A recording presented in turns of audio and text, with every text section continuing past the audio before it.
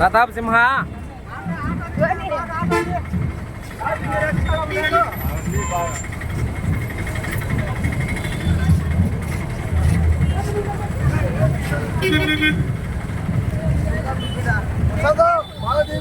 బాగా తెచ్చాను ఒక లైన్ అటు సైడ్ కన్నా ఉన్నా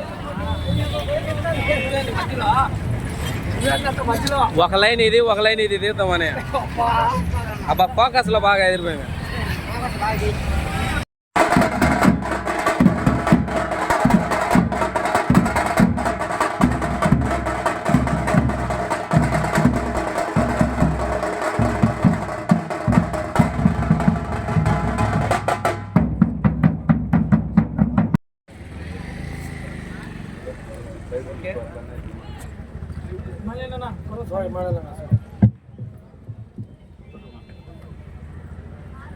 దళిత హక్కుల పోరాట సమితి 4వ జిల్లా మహాసభలు బద్వేల్లో జరుగుతూ ఉంది. ఈ మహాసభలు సందర్భంగా దళిత హక్కుల పోరాట సమితి ఆర్గనైజేషన్ యొక్క సంస్థాగతమైనటువంటి నిర్మాణాన్ని, దేశంలో రాష్ట్రంలో దళితులు ఎదుర్కొంటున్నటువంటి ఆర్థిక, రాజకీయ, సామాజిక అంశాలపైన చర్చించి ఒక భవిష్యత్తు ఉద్యమ కార్యాచరణ రూపొందించడానికి, అదేవిధంగా మే 3వ తారీఖున విజయవాడలో జరగబోతున్నటువంటి రాష్ట్ర మహాసభలు, తర్వాత జాతీయ మహాసభలు ఈ దళిత హక్కుల పోరాట సమితి భవిష్యత్తు ఉద్యమ కార్యాచరణకు మహాసభలు వేదిక కాబోతా ఉన్నాయి. ముఖ్యంగా ఇవాళ దళితులకు సంబంధించినటువంటి ఈ దేశ సంపద సృష్టిలో భాగస్వామ్యం అవుతున్నటువంటి ఎస్సీ, ఎస్టీ, బీసీ, మైనారిటీ వర్గాలు సంపద అయితే పోగు చేసేటటువంటి క్రమంలో ఈ వర్గాలు ఉంటా ఉన్నాయి. కానీ తిరిగి సంపదను పంపిణీ చేసేటువంటి క్రమంలో ఈ వర్గాలను పూర్తిగా పక్కకు నెట్టి వీళ్ళ మీద లెక్కబెట్టగలిగేటటువంటి ఆధిపత్య కులాల కనుసన్నల్లో నడిచేటువంటి కార్పొరేట్ కంపెనీల చేతుల్లోకి సంపద అంతా పోగవుతూ ఉంది. ఉన్నవాడికి లేనివాడికి అంతరం పెరుగుతూ ఉంది. దానికి రాజ్యము ఒక వేదికగా మార్చుకుంటూ ఉన్నారు. ఇవాళ అనేక రూపాలలో చెప్తున్నారు. భారత రాజ్యాంగ నిర్మాత చెప్పినటువంటి డాక్టర్ బిఆర్ అంబేద్కర్ గారు చెప్పినటువంటి అంశాలు, ఈ వెనుకబడినటువంటి వర్గాలకు భారత రాజ్యాంగం రిజర్వేషన్లు ఇవన్నీ ఒక దశ వరకే ఉపయోగపడతాయి, ఆ తర్వాత ఉపయోగం లేదు అనేటువంటి అంశాన్ని చెప్పారని చెప్పి పదే పదే చెబుతూ ఉన్నారు. రిజర్వేషన్లు రద్దు చేయాలంటున్నారు, రాజ్యాంగాన్ని మార్చాలంటున్నటువంటి ఈ ఆధిపత్య కులాల కనుసన్నల్లో జరుగుతూ ఉన్నటువంటి భావజాల వ్యాప్తి చేస్తున్నటువంటి వర్గాలను ఒకటే అడగదలుచుకున్నాం. ఇన్ని సంవత్సరాలైంది భారతదేశానికి స్వాతంత్రం వచ్చి, ఇప్పటికీ ఉన్నవాడికి లేనివాడికి అంతరం ఎందుకు ఉంటా ఉంది? ఇప్పటికీ దళితులపైన దాడులు ఎందుకు జరుగుతూ ఉంది? వివక్షత, అంటరానితనం ఎందుకు వెంటాడుతూ ఉంది? మరి అటువంటి అంశాలలో భారత రాజ్యము ప్రభుత్వం ఏదైతే ఉందో ఆ ప్రభుత్వం ఎవరికి కొమ్ము కాస్తూ ఉంది? మరి నిన్నగాక మొన్న దళిత క్రైస్తవులకు రిజర్వేషన్లు అవసరం లేదని చెప్పి సుప్రీంకోర్టు తీర్పిస్తే ఇవాళ పాలక ప్రభుత్వం మాటనున్నటువంటి ఆర్ఎస్ఎస్ సంఘ్ పరివార సంఘాలు గుద్దుకుంటా ఉంది.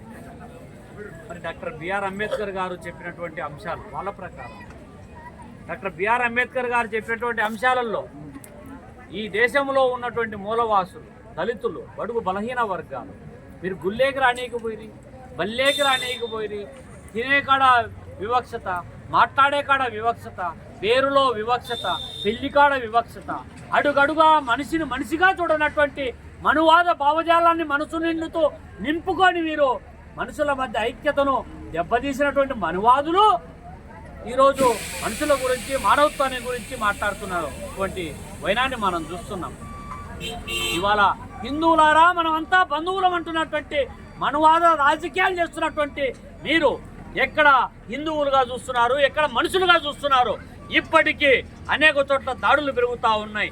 ఆర్థికంగా స్థితివంతులు ఉన్నప్పటికీ కూడా వాళ్ళను రాజకీయంగా, సామాజికంగా అనేక రూపాలలో అణచివేయడానికి ప్రయత్నం సాగిస్తున్నటువంటి నేపథ్యాన్ని మనం చూస్తున్నటువంటి వైఖరులు అనేక ఘటనలు చోటు చేసుకుంటూ ఉన్నాయి. మణిపూర్లో ఏం జరిగింది? ఉత్తరప్రదేశ్లో మాంసం తినే చోట కూడా మీ యొక్క పెత్తనము, తినే తిండి, కట్టుకునే బట్ట, అన్ని రూపాలలో కూడా మీ పెత్తనం ఏంటి?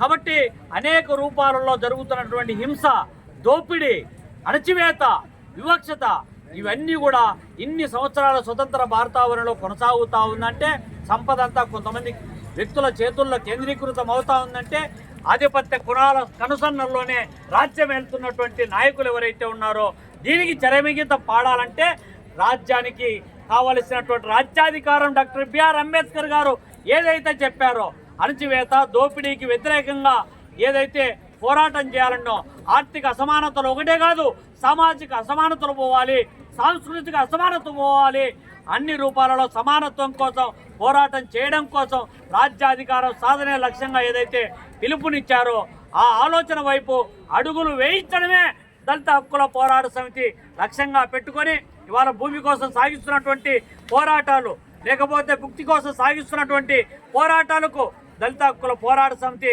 నేతృత్వం వహించి దశను చూపడానికే ఈ యొక్క మహాసభలు వేదిక కాబోతున్నాయని చెప్పి ఈ సందర్భంగా తెలియజేస్తా ఉన్నా.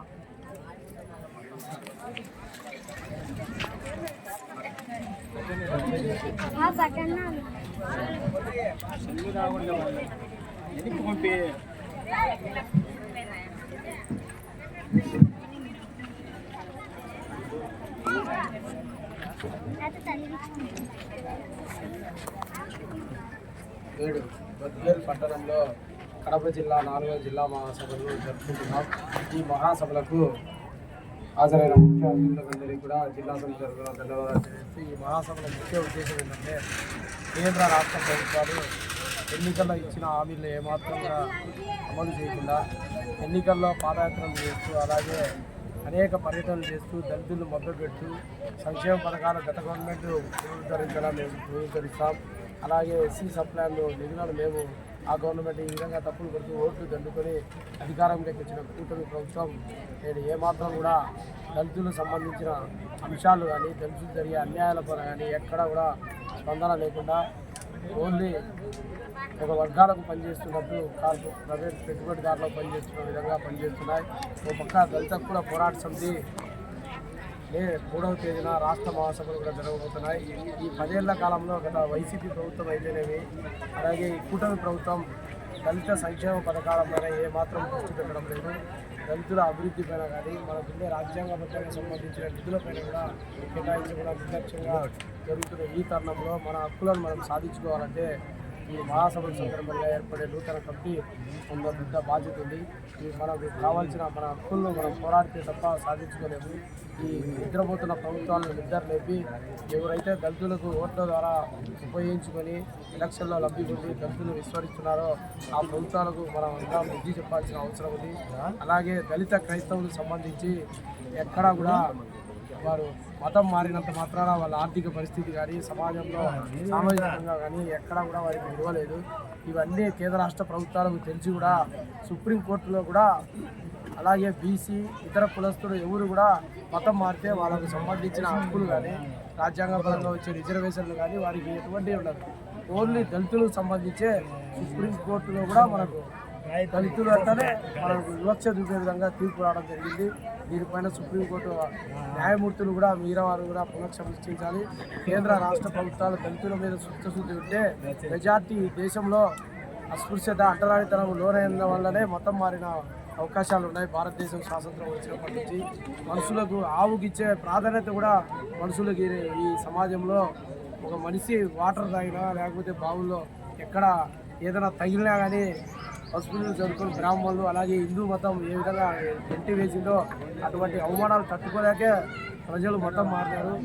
ఇవన్నీ తెలిసి కూడా కేంద్ర రాష్ట్ర ప్రభుత్వాలు దళిత క్రైస్తవులకు తీర్పు వచ్చినా కానీ ఎటువంటి స్పందన లేకుండా వారి ఓట్లనే వైఎస్ జగన్మోహన్ రెడ్డి అయితే దళిత క్రైస్తవుల ఓట్లను మెజార్టీ పొందేది ఆయనే. వాటిపైన కూడా ఎటువంటి స్పందన లేదు.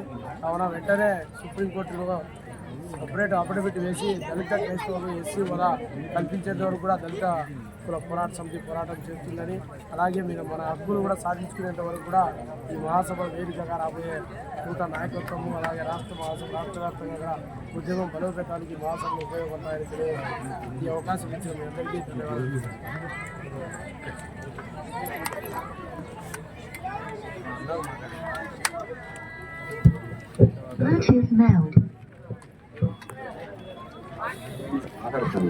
కాంగ్రెస్ సోదరులారా, 1 గంట పాటు 12 టైం అయింది.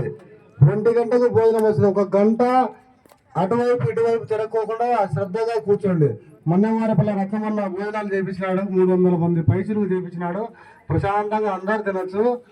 ఏమి ఇక్కడే కూర్చొని అట్లా ఇట్లా కమిటీ సభ్యులు కొంత ఊరిగా బొమ్మలలో నిలబడుకోకుండా ఎవరిని ఆపక గీపక పోకుండా కూర్చోబెట్టండి. ఓకే కామ్రేడ్స్, ఇప్పుడు ముస్లిం నాయకులు హసన్ గారిని క్లుప్తంగా మాట్లాడవలసిందిగా కోరుతున్నాం.